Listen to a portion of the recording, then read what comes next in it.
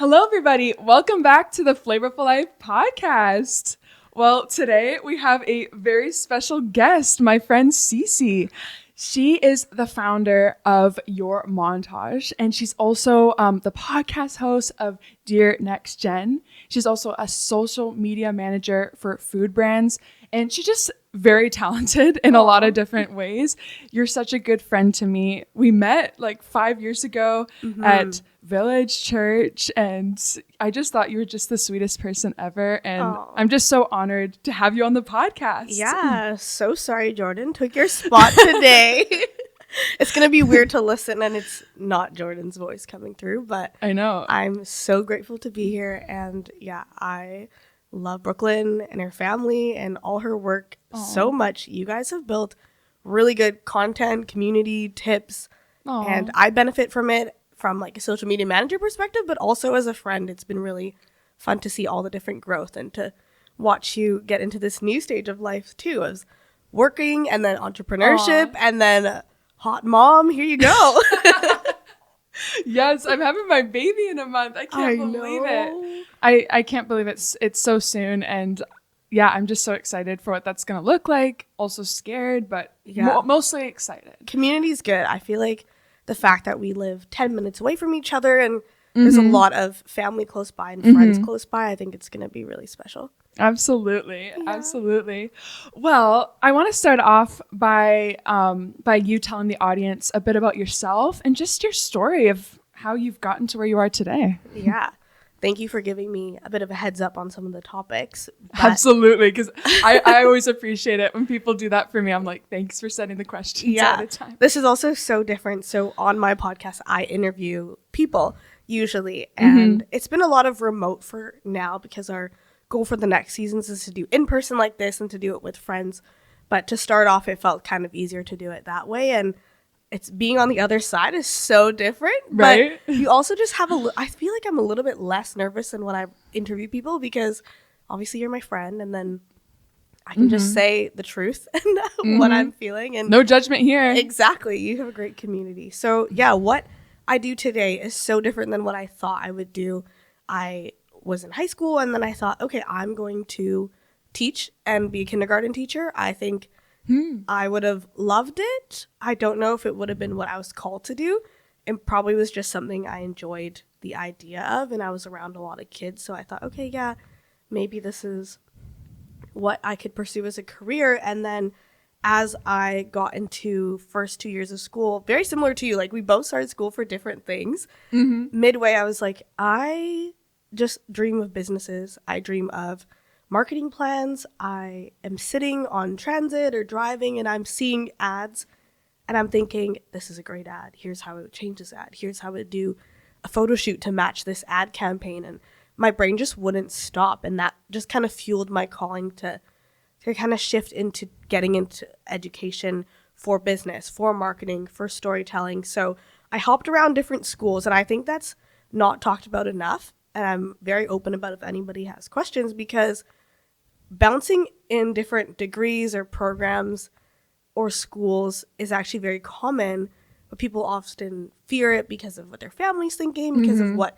their peers are thinking, or you're going to be behind. I definitely thought 4 years from now, I'll be done. I'll have my teaching degree here and I'll do that. But it turned out to be a lot more different of a journey, but it was exactly what I needed to learn.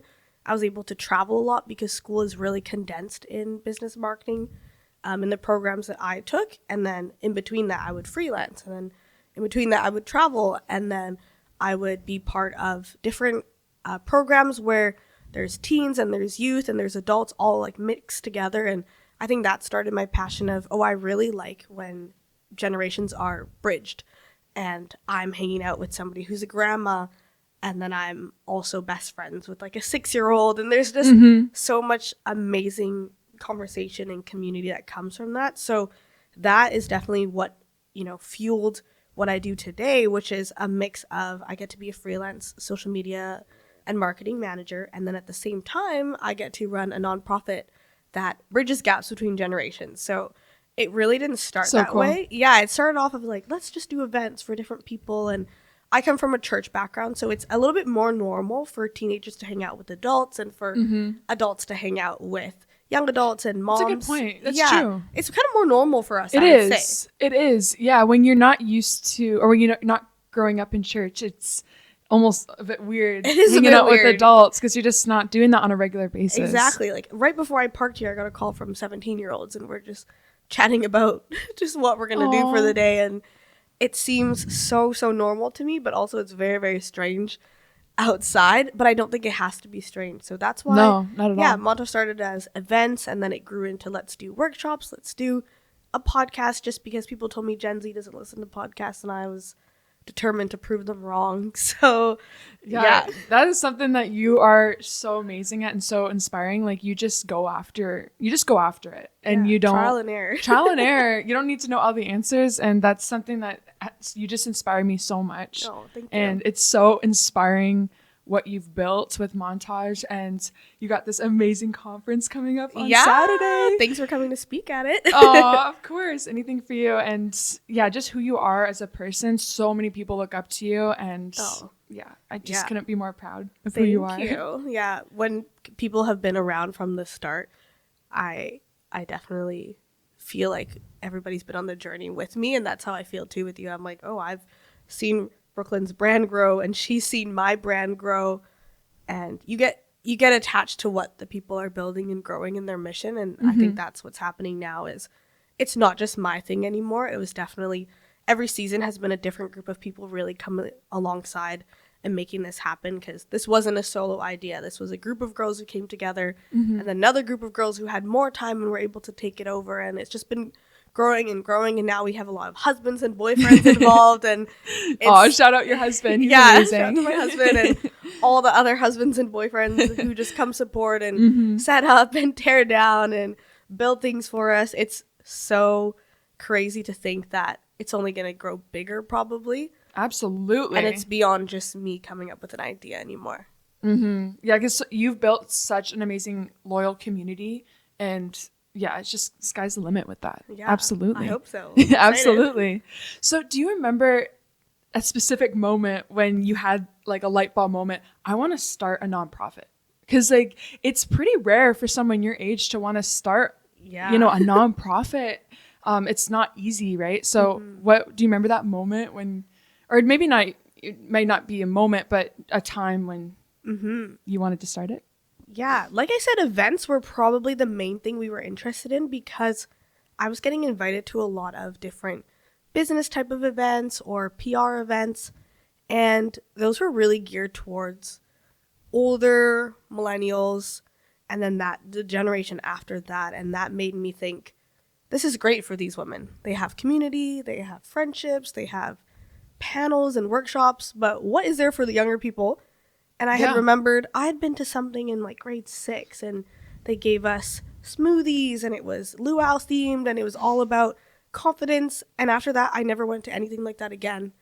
It was gone. There was something for middle school. Me either. Yeah, and then nothing until you're in university, and like maybe there's a club or two or a youth group event. And so you saw a need in the market. Yeah, you saw like, whoa, like there's nothing out there right now. Yeah, like and this. To be completely honest, I saw the need and tried to find it through something else. I was Googling all over the place, like trying to find somebody doing something similar that I could just go and apply and work for. And I couldn't find anything. So I think that's the moment for me was, I'm really struggling to find something. Imagine if I was a parent of a teen.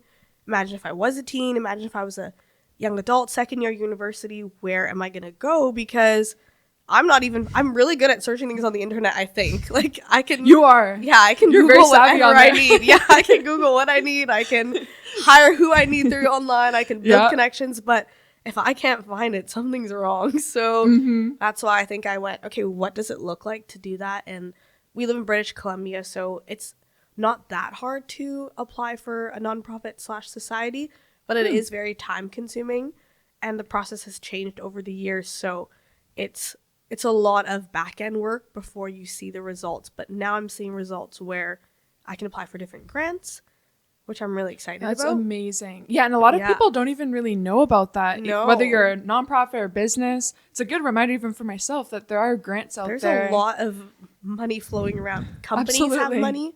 that Yeah, they who have knew, to right? give. Yeah, companies that money. I'm like, wow. Wow. I'm in the deficit with nonprofit life that I forget other people I know. make a lot of money. And Totally. I forget it too. And I'm like, oh, right. People can help. yeah, I even called, like, you used to work at Starbucks, and I called my local Starbucks, and they told me, do you know that we have nonprofit and community grants? No way. Yeah. Even I didn't know that. And I used to work there. But I thought about it because I'm like, oh, all my friends, had good experiences there. Maybe I'll just reach out. And it just made me think, oh, yeah, there's all these businesses who want to give back, especially in the local area that they're in. You just have to ask them, and you have to know that that's possible. Even discounts for all these different tools I use. Having a nonprofit certificate has gotten me so many discounts. Wow. And it's so needed. So if you have a business or you're a solopreneur or you're a nonprofit or a charity, really look into any platform that you use, because if it's not advertised, you can probably ask and they'll give you a discount. I did not know that. Yeah. That is a good hack. Yeah. You always have like the best hacks. And that's something I really like about you as well. Like you're just, I could go on and on about you, but one thing I've noticed about you is you are not afraid to ask people for help. And I think a lot of entrepreneurs and content creators struggle to ask for help, and we get in our own way sometimes thinking that we can do it all ourselves. So do you have any like tips for people that are struggling with asking for help? Yeah. I think it's been a really good growing place for me is to ask for help. And there's still some areas I know I need to let go of. But the reason why I have a hard time letting go of certain areas, I'm sure you're like that, is when it'll take longer for somebody else to do it. And you're fast. So if you are making a Canva graphic, you're very familiar with how to make the graphic. So if you ask somebody to do it and you know that they might take a lot longer and you need it urgently, it's really hard to let it go and say like, okay, I'm going off your deadline. But because I've worked agency life and because I've worked freelance life, I know that certain things take a lot of lead time. So you just have to be really clear with what deliverables and timelines you have. But my tip for somebody who is maybe feeling like, okay, I might need some support in this area, is to do a paper brain dump, because that always helps me in different seasons that we go into. So right now my husband's not going to work for a couple weeks and months due to an injury. I'm so sorry. Yeah, that's okay. So hard. I know. It's kind of hard. We'll get through it though. Labor jobs. I'm like, so you want to be an influencer now? Like, want to work with me? Yeah, want to work with me? Ooh, maybe. But Ooh. this is a new season for us. Yeah. So I'm going to have to do a brain dump today and just see, okay, I had somebody help do different things that maybe now you could take on. Or interesting, yeah. Yeah, or there's seasons where I was traveling a lot for different work things or fun, or we had vacation. So I thought, okay, I'm going to need help with editing our podcast. And what helped me was writing it out and just saying, okay, these are the areas I want to prioritize in the next 3-6 months. And this is what I'm actually really good at. That would probably cost a lot of money for somebody else to do. You are really good at that. Yeah, and it's hard to let go. But then I realized, some people are not like me, where I'm just kind of like a jack of all the trades a little bit. Some people are very specialized, and you need to let those specialized people shine, because that's so true. Yeah, they're gonna make your work so much better. So I was telling you, I had someone help with the website, and she's from Belgium, so she's not even from here. And I had a call with her, and we instantly connected, and I saw her work. And obviously part of me is like, I would love to save money and I would love to do it myself, but at the same time I had to ask for help that month and say, who can take this on? Because I'm planning a full-on conference. And for that conference, I already had to put in, like, what areas of help do I need? And then go from there. And then know my strengths. So knowing your strengths, writing it down, and then adjusting it every season is totally okay. I think we get scared that, okay, if I hire somebody to help edit these videos or this podcast, then I have to do it forever. And what if my budget changes, my life changes? I had somebody just off of, like, Fiverr do 20 podcast episode videos for me because I was just getting frustrated with all the AI tools. I know it's just didn't know how to use them very well. It's time consuming. Even though it's quote unquote you can do it, it's so time consuming. Even if it's like a little task, it's unbelievable. Some people are like, you've learned it and then you're able to do it frequently. But if you don't do it often, it actually takes me more time than probably somebody else doing it for 2 hours. And that's a great life tip. Yeah. Everyone hear that. That is so good. So if you're in a season where you're busy and you have no time, like, really start thinking about how can I delegate in small ways and ask for help. Doesn't always have to be like you have to pay, but reach out to people that can help because friends are willing to help. Yeah. We have a really small apartment and there's a lot going on in our apartment right now. It's kind of cluttered. And before my husband's injury, I was thinking, let's have friends over and let them like pick through the things that we already are going to give away. And they can help us declutter. And that doesn't cost money. It's different than hiring somebody to clean or organize or clean your car, which those are things that we've done in different seasons of life, or we've done a fresh prep box or a good food box. Those are all very small ways that I know successful entrepreneurs are getting their time back, because I'm sure you know time is so important. Yeah, time is money is the time saying. Time is money is the saying. Yeah. But it's so true. It's so true. My dad used to tell me, oh, I pay somebody to clean for 2 hours because I could work for those 2 hours and feel fulfilled. I'm working and I'm able to afford the cleaning because I'm working during those 2 hours. If I'm doing nothing, just sitting on the couch, then that's kind of a waste of your resources and your time. But if you're going to be able to do something, spend time with us because somebody else is doing this small other task, it's crazy. Powerful. Yeah, we have access to so much now too. Absolutely. And just with all the online resources that you can use like Fiverr or Contra and hire people, it's totally endless. Yeah, Contra's my best friend. Contra's your best friend. My best friend. I love it. My employee. Yeah, your employee. I love it. So another thing that I love about you is you have just a natural ability to just network and collaborate with other people. And especially on social media, you're just so good at just like building those connections. If someone's starting out who's listening to this podcast, do you have any advice for someone that just needs help with, collaborating and networking with people online? Collaborating online has actually been where I've gotten most of my business as a freelancer.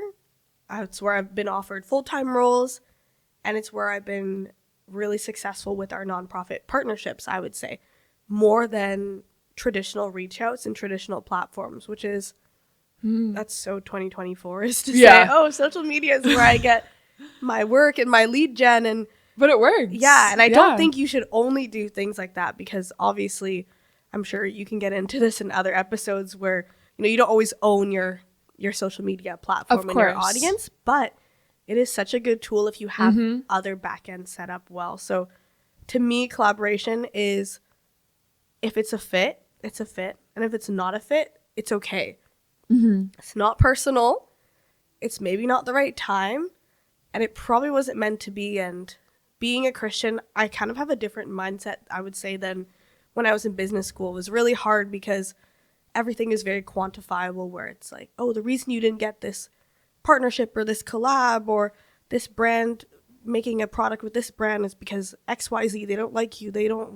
This is the reason, and the profit's not there. And to me, it was almost having to step back and go, actually, this is probably just not God's timing. It was not the timing that I needed to be partnering with this brand. And obviously you don't always see what happens after, but then there are times where I'm like, oh, this brand fully shut down, or something happened and I didn't want to be associated with that. How amazing is it that I didn't partner with that, right? And was saved from that. So it's a mind shift of, this is not personal, has really been helpful for me.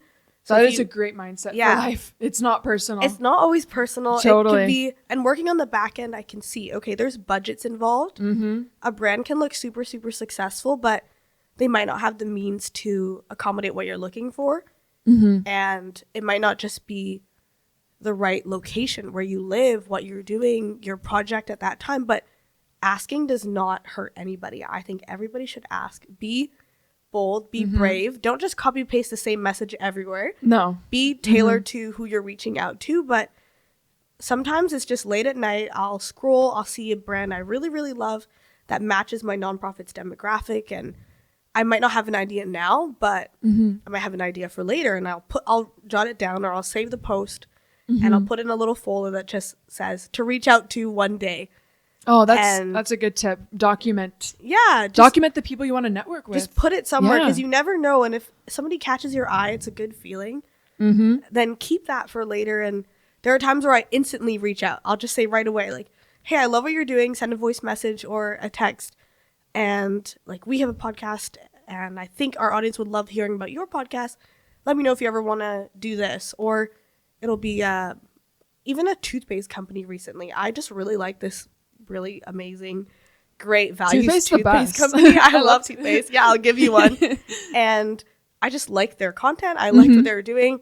I just said, like, I think my audience is in the market to elevate and care about their oral hygiene and the environment. Just let me know if you ever have samples. I'd love to share them with our community or get some content for you. Super, super casual. And they're like, yeah, we'll send you whatever you need for a whole event. Wow. And that has happened to me so many times. You never know. And I've gotten so many no's, but I don't count them. You just don't look at all the different ones you don't get, because you might not even be able to handle all those different reach outs. And even if you're trying to be a freelancer, entrepreneur, and you want work, a lot of friends are photographers and videographers. They will reach out to brands, and some of them just don't even see.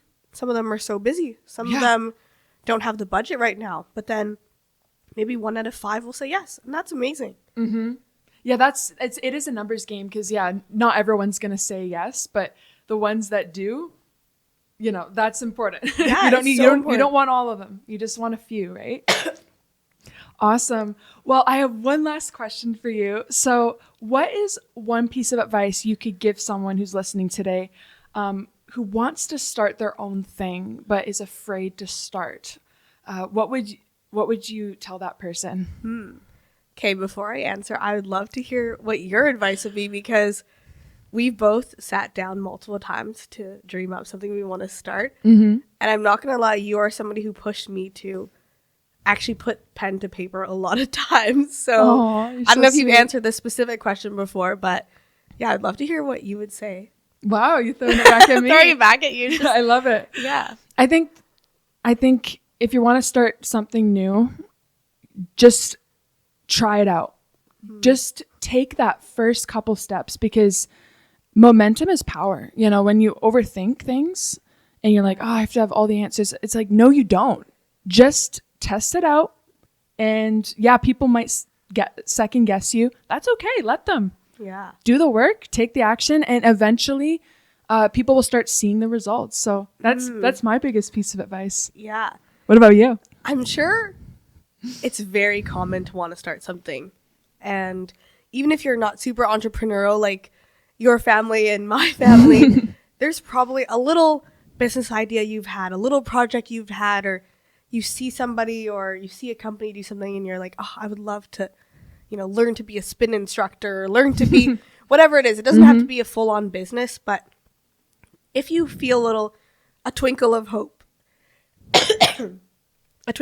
I would say think about the logistics in a very high level way. You don't have to get so nitty gritty and, oh, I don't have the money for this. Oh, I don't have the time to train to be XYZ, to be really good at this. Oh, I already work a full-time job. How can I be a freelance, photographer on the side? Or how can I do this and that? And think about it really high level. Don't get into those details, but maybe look at the end goal of what you're hoping to do. So something my husband and I really wanted to do that I've always felt called to do, but I was kind of unsure, was to make kids books. And I think I think that comes back from wanting to teach and going to school for storytelling and social media. And I'm like, I could market a kid's book. Like, this would be great. I can do anything. Yeah. You can do anything. I can do anything if I really want to. Absolutely. But there's also 10 other things I could do.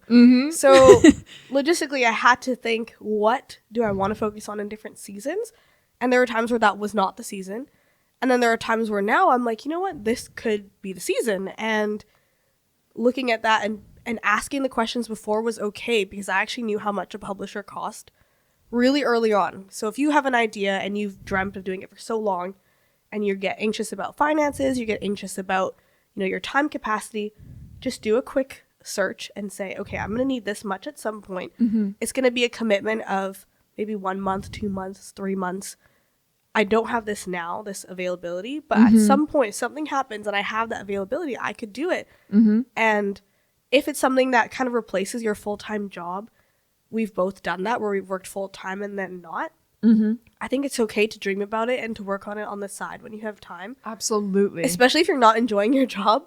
Exactly. Having something on the side that you love, even if it's just, it's not profitable. If it's just, I want to get really into pottery, then you could do that and you don't have to sell it. You could just do it. Do it because you love it. And, you know, if it turns into something and it takes over your full-time job, you become part-time, you leave your role, then that's also okay. But I just think not getting so obsessed with the little details is okay. If you're in school and you do business plans, then it's really hard to shift that mindset of don't do business plan. But something you did so well for me when I thought, oh, I've just always wanted a mini course. Maybe it's for the next generation. Maybe it's about how much I love LinkedIn. And I think every founder should be using LinkedIn in different ways. Absolutely. LinkedIn's the best. LinkedIn is so great. But that's another place you can really get collaborations from, is you can reach really powerful people on LinkedIn, like people I would never ever speak to. Totally, because that's where all the professionals are. Like exactly. The demographic is amazing on that platform. It's amazing. And even if you're not thinking of working in corporate or working freelance, I think it's important to have a profile and to have a couple things about what you've done on there, and it's not as everybody's just bragging about themselves anymore. Yeah, exactly. But yeah, I had a love for LinkedIn and teaching the next generation, and you sat me down at a coffee shop and said, oh, like, here's this outline that I've used before, and I think this will help you. And that was the first time I actually had this floating idea turn into what would they actually learn from this? And is there something out there that's already doing that? If not, like, how long will this take me? How many modules would it be? Just kind of having a general framework, which there's so much of that online. Any idea you have, there's frameworks. There's friends who've done it. Ask a friend. Because if I hadn't told you, hey, Brooklyn, I've been dreaming of this too, or I've been thinking about this, I wouldn't have had that time to sit down and think about it and actually just shelf that project and say, this is for another time. But thanks to you, I think I'm set for any time to pick it back up. Oh, you're so sweet. Yeah. So thank you for doing that. And of course. It's I definitely feel like I'm talking all over the place, but people can take it's so notes. Good. There's so many gold nuggets in here. I'm going to use so many clips of this. Wow. Oh my goodness. So good. I hate watching or listening to myself, and it's so no, you're so good. Because I don't mind talking in person. Then I'm just like, I never want to play it back. But my husband's the kind of person who plays back a video. Like if we take a video, he'll play it right away, and I'm just like, shut it down. Shut it down. But yeah, it's a little bit all over the place, but it's all like the things you've said and things I've said, I think holistically turn into really good advice for dreaming up something and doing it, which is something we have in common. Absolutely, we do. And there's so many creative sessions that we've had, and it's those breakthroughs that, yes, I can do it. And I'm just so proud of everything that you've done in your life. And I'm just so happy to have you on this podcast. You are just so amazing. And I know the audience is going to love it. Aww. Oh my goodness. Where can people find you? Yeah, it's so sweet to be on here and get all the compliments, because I could compliment you back for so long. I'm like, people don't want to just listen to me back and forth complimenting you, but you should be proud of this setup and your podcast, because appreciate it. I don't think people know how much goes into a podcast. No, absolutely not. It's a lot of time. And I give a lot of credit to my husband. Like, seriously, he's the one that put this all together, and I would not be able to do what I do without him. He's just so awesome. Love you, Jordan. You guys make a great team, and that's another thing is when you have people around you who support you for your dreams, you can, like you said, you could do anything. You can do anything. Anybody can do anything. So where can people find you? Yeah, we talked about LinkedIn. I love connecting on LinkedIn. Cecilia Reush. And I am often on Instagram. There are some weeks and months where I'm ready to shut it all down, but for now, Instagram's a frustration. For now, I'm there. But you can follow _montage on Instagram. We also are on TikTok, and just decided this last month to do a TikTok for our podcast called Dear Next Gen. Oh, awesome. I'll follow that. Yeah, so our podcast is on Spotify, Apple, and iHeartRadio, and it is where we ask people what advice they give their younger selves, and we're coming into a new season of it, and I think it's going to be really exciting because we'll have friends on, we'll have family on, and we're going to get into very specific topics of advice to give to the next generation, no matter what generation you're in. So it's a good community over there, and it's really cool to see it grow and to see people really get involved in what we're doing. And no matter where you live, if you're not local to where we're from, There's going to be events and opportunities to do virtual and remote things with our community at Montage. And yeah, guys, girls, you're all welcome, all ages. That's really what it's all about.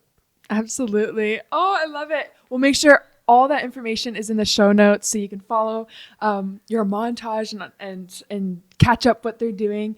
Seriously, follow this girl, follow Montage. Check out their website. They're always putting on amazing events. So check them out. Yeah. And happy Valentine's Day. That's when we're recording today. Yeah, exactly. Happy Valentine's. Happy Valentine's Day. Awesome. Well, thanks so much for listening, and make sure to share the show. Share the show with your friends if you found this encouraging. And until next time. Bye. See ya.